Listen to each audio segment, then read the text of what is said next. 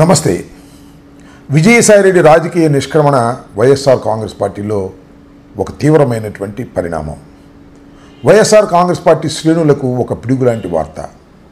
రాష్ట్ర వ్యాప్తంగానూ ఢిల్లీ స్థాయిలోనూ పెద్ద చర్చనీయాంశమైనటువంటి అంశం. ఎందుకు విజయసాయిరెడ్డి రాజకీయ నిష్క్రమణ చేశారు, తన రాజ్యసభ సభ్యత్వానికి రాజీనామా ఎందుకు చేశారు అనేవి సమాధానాలు లేని ప్రశ్నలుగా మిగిలిపోతున్నాయి.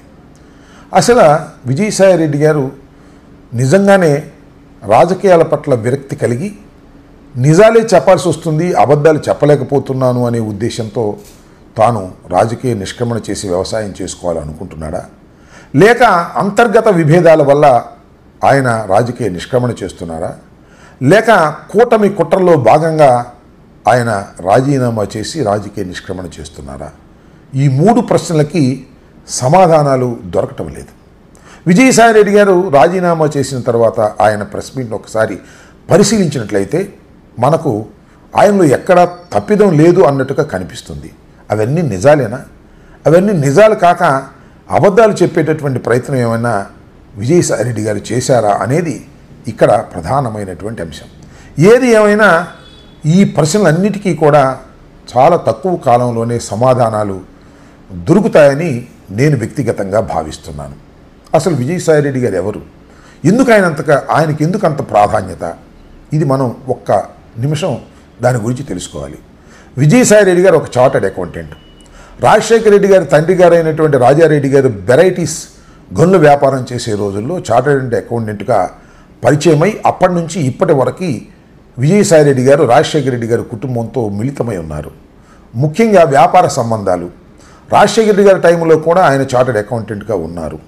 రాజశేఖర రెడ్డి గారి తదనంతరం కూడా జగన్మోహన్ రెడ్డి గారి లావాదేవీలన్నీ కూడా ఆయనే చూస్తూ వచ్చారు. వాస్తవంగా చెప్పాలంటే ఆర్థికంగా ఉన్నటువంటి అంశాల మీద ఆయనకున్నటువంటి పట్టు ఇంత అంతా కాదు. అయితే రాజశేఖర రెడ్డి గారు ముఖ్యమంత్రిగా ఉన్న సమయంలో ఆయన తిరుమల తిరుపతి దేవస్థానానికి 2 సార్లు మెంబర్గా అపాయింట్ చేయడంతో ఆయన వెలుగులోకి వచ్చారు. ఆ తర్వాత రాజశేఖర రెడ్డి గారి మరణం తర్వాత, జగన్మోహన్ రెడ్డి గారు రాజకీయ పార్టీ పెట్టిన తర్వాత, జగన్మోహన్ రెడ్డి గారి మీద ఎడతెరిపి లేకుండా కేసులు నిర్బంధాలు వచ్చిన తర్వాత విజయసాయిరెడ్డి గారు చాలా వెలుగులోకి వచ్చారు.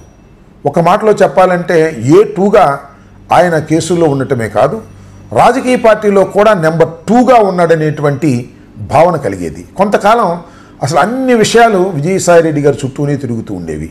2014లో జగన్మోహన్ రెడ్డి గారు ఓడిపోయిన తర్వాత, 2019లో జగన్మోహన్ రెడ్డి గారు ముఖ్యమంత్రిగా అయిన తర్వాత విజయసాయిరెడ్డి గారు చుట్టూనే రాజకీయాలు తిరుగుతూ వచ్చాయనేది అందరికీ తెలిసినటువంటి సత్యం.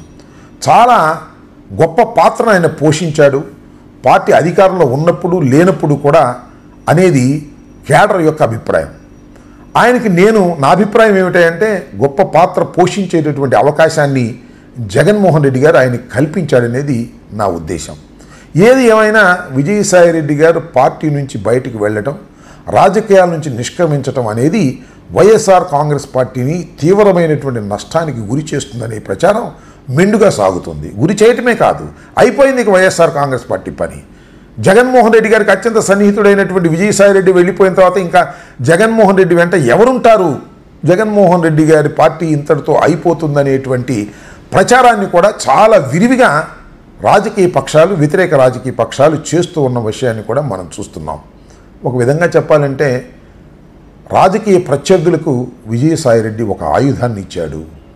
ఎందుకు విజయసాయిరెడ్డి గారు ఈ సందర్భంలో పార్టీ కష్టకాలంలో ఉన్నప్పుడు, కేవలం 11 ఎమ్మెల్యేలు మాత్రమే గెలుచుకున్నప్పుడు ఎందుకు ఆయన రాజకీయ నిష్క్రమణ చేశాడు? ఇంకా 3.5 సంవత్సరాల పాటు రాజ్యసభ్యుడిగా కొనసాగే అవకాశం ఉన్నప్పుడు అనేది ఇక్కడ చర్చ.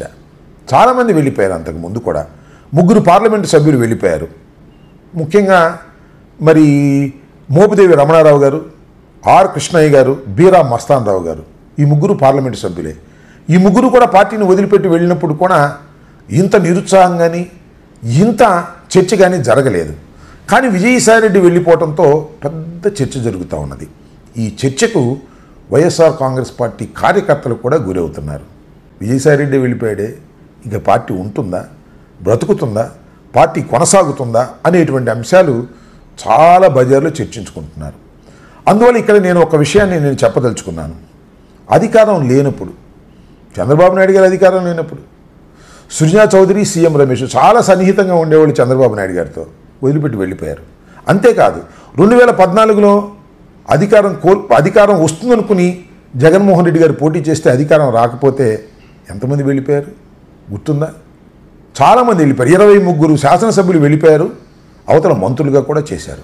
అంటే అధికారం లేనప్పుడు ఇతర పార్టీల్లోకి వెళ్ళిపోయే స్వభావం చాలామందికి రాజకీయాల్లో ఉంది. అలా వెళ్ళారు. అక్కడ కూడా, ఇక్కడ మీన్స్ వైసీపీలో, అక్కడ మీన్స్ తెలుగుదేశంలో, ఇలా జరుగుతూ వస్తున్నాయి. కానీ ఇవాళ విజయసాయిరెడ్డి గారు ఎందుకు రాజీనామా చేసి వెళ్ళాడు, నేను వ్యవసాయమే చేసుకుంటున్నాను అని ఎందుకు చెప్తున్నాడు, ఇది మనం ఇక్కడ ఆలోచించాలి. ఇదేమైనా కూటమి కుట్రలో ఒక అంతర్భాగమా? 3.5 సంవత్సరాల పాటు ఉన్నా కూడా రాజ్యసభ సభ్యత్వం ఆయన రాజీనామా చేయటం వలన ఒక వ్యక్తికి, ఒక ప్రముఖుడికి 3.5 సంవత్సరాలు రాజ్యసభ సభ్యుడిగా ఇవ్వడానికి అవకాశం కూటమి కల్పించాడు. దీనివల్ల కూటమి లబ్ధి పొందుతుంది. ఈ లబ్ధి పొందటం కోసమే సాయిరెడ్డి గారు రాజీనామా చేశారా? ఎందువల్ల రాజీనామా చేశారు? భయపడి రాజీనామా చేశారా? ఇలాంటి ప్రశ్నలు చాలా ఉద్భవిస్తున్నాయి. ఇక్కడ ఒక విషయాన్ని మనం గమనించాలి. కూటమి ప్రభుత్వం చంద్రబాబు నాయుడు గారి బలం మీద ఆధారపడి పరిపాలన చేస్తుంది కేంద్రంలో. ఇవాళ చంద్రబాబు నాయుడు గారి అభిప్రాయం ఏమిటంటే కూటమి ప్రభుత్వంతో జగన్మోహన్ రెడ్డి గారిని అనేక రకాలుగా ఇబ్బంది పెట్టి బలహీనపరిచి తన తెలుగుదేశం పార్టీని బలవంతమైన పార్టీగా చేసుకోవాలనేటువంటి ఒక కుట్ర జరుగుతూ ఉంది. ఈ కుట్రలో భాగంగానే ఇది జరిగిందా? కూటమి ప్రభుత్వం చంద్రబాబు నాయుడు గారి మాట విని జగన్మోహన్ రెడ్డి గారిని అన్ని రకాలుగా ఇబ్బంది పెట్టాలనేటువంటి ప్రయత్నం ఏమైనా చేస్తుందా? లేకపోతే చంద్రబాబు లాంటి వాడిని నమ్ముకుని జగన్మోహన్ రెడ్డి గారి మీద కక్ష సాధింపు చర్యలో, కేసులో, కుట్రలో చేస్తే సుదీర్ఘకాలంలో జగన్మోహన్ రెడ్డి గారితో కూడా మనకు అవసరాలు వస్తాయి అనేది మోడీ, అమిత్ షా ఆలోచించి చంద్రబాబు నాయుడు గారు చెప్పిన పనులన్నీ చేస్తున్నట్టుగా నటించి కాలయాపన చేస్తారా? ఇది చాలా ఆలోచించదగినటువంటి అంశం. ఎందుకంటే మోడీ గారు కానీ, అమిత్ షా గారు కానీ, బీజేపీ కానీ ఇవాళ చాలా లోతుగా చర్చించుకునే అన్ని విషయాలు చేస్తున్నటువంటి విషయాన్ని కూడా మనం ఇక్కడ గమనించవలసినటువంటి అవసరం ఉంటుంది. నేను మీ అందరికీ చెప్పదలుచుకుంది, నిజానికి నిన్నే నేను మీ అందరితో మాట్లాడాలని అనుకున్నాను. కానీ పని ఒత్తిడి వలన నేను విశాఖపట్నం వెళ్ళటం వలన నేను ఈ వీడియో చేయలేకపోయాను. ఆలస్యంగా చేస్తున్నాను. ఒక్క విషయాన్ని చాలా స్పష్టంగా వైఎస్ఆర్ కాంగ్రెస్ పార్టీ శ్రేణులకి, కార్యకర్తలకి చెప్పదలుచుకున్నాను. నిజమే, విజయసాయిరెడ్డి వెళ్ళిపోవటం అనేది మోరల్గా చాలా బాధ కలిగించేటటువంటి అంశం. కానీ ఎందరు వెళ్ళినా కూడా వైఎస్ఆర్ కాంగ్రెస్ పార్టీ బెదిరిపోదు, చెదిరిపోదు అనే విషయాన్ని కార్యకర్తలు గమనించాలని, మనోధైర్యాన్ని పెంచుకోవాలని కూడా ఈ సందర్భంగా నేను చెప్పదలుచుకున్నాను.